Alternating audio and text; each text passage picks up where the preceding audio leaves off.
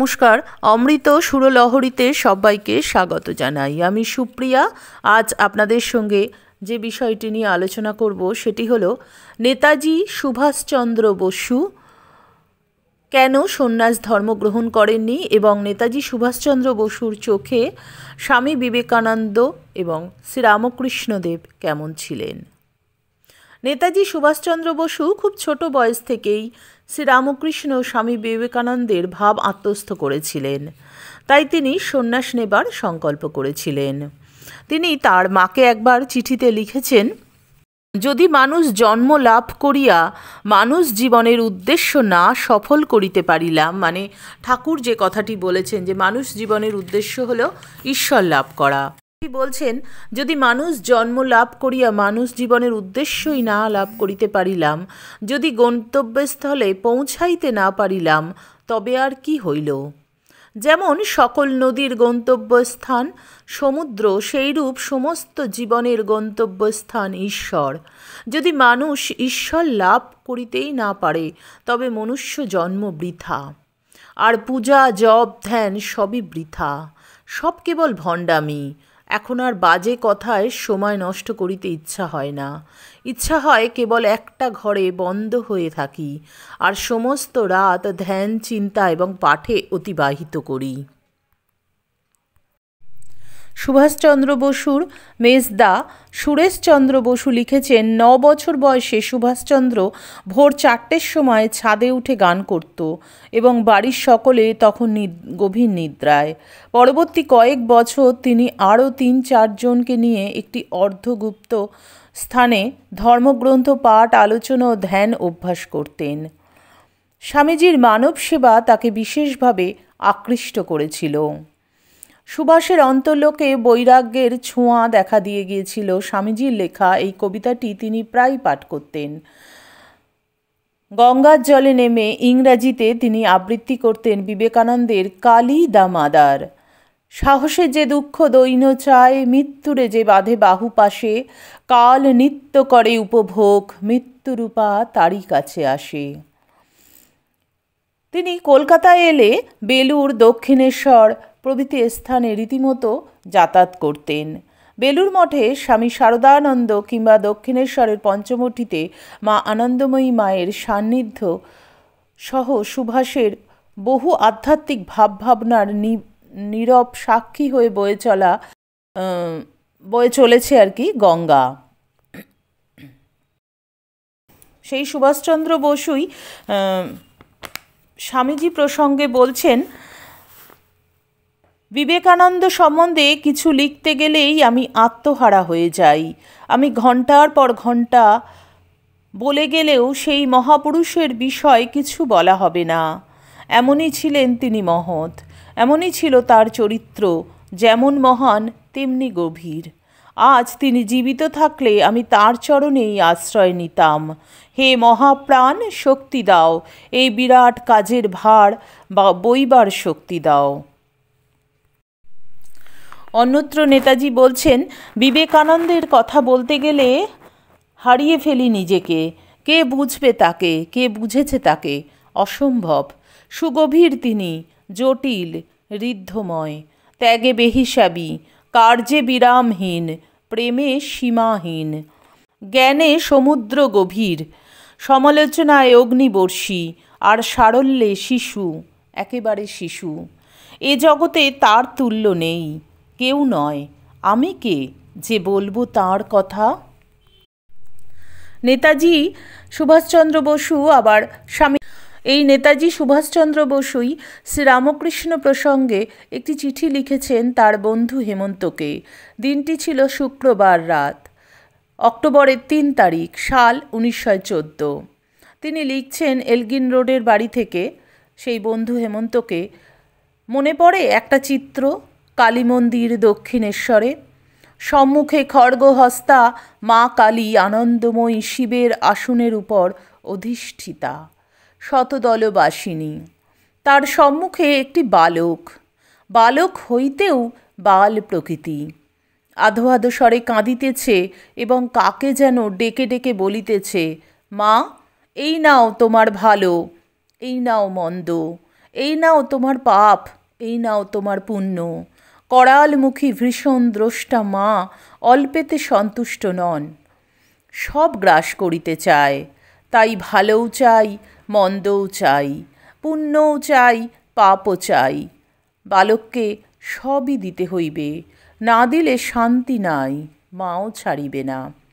তাই কাঁদিতেছে, দুই নয়ন দিয়া অশ্রুধারা ভেসে যাচ্ছে। বড় কষ্ট, মাকে সবই দিতে হইবে, মা কিছুতেই সন্তুষ্ট না। তাই কাঁদিতেছে এবং বলিতেছে, এই নাও, এই নাও। দেখিতে দেখিতে অশ্রুধারা বন্ধ হইল, গণ্ডস্থল ও বক্ষ শুকাইল, হৃদয় জুড়াইল, হৃদয়ে আর কিছু নাই। যেখানে ভীষণ কণ্টক যন্ত্রণা দিতেছিল তার চিহ্নও নাই, সবই শান্তিময়। হৃদয় মধুতে ভরিয়া গেল। বালক উঠিল, আপনার বলিয়া তার আর কিছুই নাই, সব দিয়ে ফেলেছে। বালকটি হলেন শ্রীরামকৃষ্ণ। এবারে আসব যে তিনি কেন সন্ন্যাস গ্রহণ করেননি। সন্ন্যাস নেওয়ার ইচ্ছা থাকলেও হেন বিবেক বৈরাগ্য যার মধ্যে ছিল, যে যার কণ্ঠে বহুবার স্বামীজির গাওয়া গান শোনা গেছে, কথামৃতের গানটি, চিন্তায় মম মানস হরি চিৎ ঘন এ নিরঞ্জন, এই গানটা, এবং এ গানও শোনা গেছে না, নাহি সূর্য নাহি জ্যোতি, এবং যিনি চেয়েছিলেন ঈশ্বর লাভ করতে, সেই মানুষটি কেন সন্ন্যাস গ্রহণ করলেন না। বড়দিনের কনকনে শীতের রাত, তখনও সূর্য ওঠেনি। শান্তিপুরের গঙ্গায় সে সময় জোয়ার ছিল কিনা জানা না গেলেও আকণ্ঠ গা ডুবিয়ে একটানা ঘণ্টার পর ঘণ্টা সংস্কৃত শ্লোক উচ্চারণ করে চলেছেন এক যুবক। সঙ্গী তার মতো সদ্য যৌবনে পা দেওয়া 18-19 জনের বন্ধু দল। দেখিয়া মনে হইল প্রত্যেকে যেন এক একটি স্ফুলিঙ্গ, অগ্নিস্ফুলিঙ্গ। সন্ন্যাসী হওয়ার জ্বলন্ত প্রতিজ্ঞা সকলের চোখে মুখে। 1913 সালে ডিসেম্বরের ছুটিতে কৈশোর উত্তীর্ণ সুভাষ সদলবলে গেরুয়া ধারণ করে গঙ্গার ধারে ভরত পোদ্দারের একটি খালি বাড়িতে সন্ন্যাসীর কিচ্ছ সাধনা করে কিছুকাল, অনেকটা সিমলার নরেন্দ্রনাথ দত্ত উত্তরকালের স্বামী বিবেকানন্দের আশ্রমিক জীবনের সূচনা লগ্নের মতো। সুভাষচন্দ্রের সেদিনের সুহৃদ হেমন্ত সরকার প্রথম সন্ন্যাস জীবনের এক অভিজ্ঞতায় লিখেছেন, গঙ্গায় ডুব দিয়ে ফিরছি, এদিকে আমার দেরি দেখে সুভাষচন্দ্র আমায় খুঁজতে এসেছে। পথের মাঝে একটি বিধবা মেয়ে, সঙ্গে একটি ঘোমটা দেওয়া বউ। আমাদের দেখে বললেন, বাবা, কোন মায়ের বুকে বাজ হেনে এই বয়সে গেরুয়া পড়েছ, যাও বাড়ি ফিরে যাও। ওদিকে ঘোমটার ভিতর থেকে টস টস করে চোখের জল পড়ছে। আমাদের চোখ ভিজে গেল। আবার নেতাজির দাদা মেজদা সুরেশচন্দ্র বসু লিখেছেন, ধর্ম প্রবণতা তার জন্মগত সংস্কার থাকায় একদিন কাউকে কিছু না জানিয়ে এক বন্ধুর সঙ্গে তিনি গৃহত্যাগ করলেন এবং হিমাচল প্রদেশে একজন সদ্গুরুর খোঁজে ঘুরে বেড়ালেন। প্রায় 22 দিন কোনো রকম খবরাখবর না পেয়ে আমার মা এত দূর ভেঙে পড়লেন যে তিনি শুধু জানতে চাইলেন সুভাষ বেঁচে আছে কিনা। পরবর্তীকালে বেলুর মঠে স্বামী শঙ্করানন্দ আমাদের বলেছিলেন, একদিন বারাণসীর মিশন বাড়িতে স্বামী ব্রহ্মানন্দ রাখাল মহারাজ যখন বসেছিলেন, তখন মহারাজ দেখতে পান একটি ছেলে এসে ঢুকল। মহারাজ বললেন, জানকীবাবুর ছেলে মনে হচ্ছে। বিকেলবেলা মহারাজের কাছে তাকে নিয়ে যাওয়া হলে তিনি তাকে গৃহে ফিরে যাওয়ার উপদেশ দেন এবং বলেন, তাকে তাদের মতন সন্ন্যাস নিতে হবে না। দেশ তার কাছ থেকে প্রভূত জিনিস প্রত্যাশা করছে। সুভাষচন্দ্র যথাসময়ে গৃহে ফিরে এলেন এবং টাইফয়েড জ্বরে পড়লেন।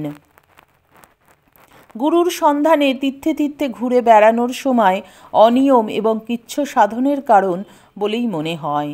দ্বিতীয়বার গেরুয়া ধারণ করে স্বামীজির ভারতবর্ষকে খুঁজতে হরিদ্বার, ঋষিকেশ, লক্ষ্মণঝোলা, দিল্লি, মথুরা, বৃন্দাবনে পরিব্রাজন করলেন নেতাজি। জাতপাতের তিক্ত অভিজ্ঞতা নিয়ে তাকে ফিরতে হয়েছিল।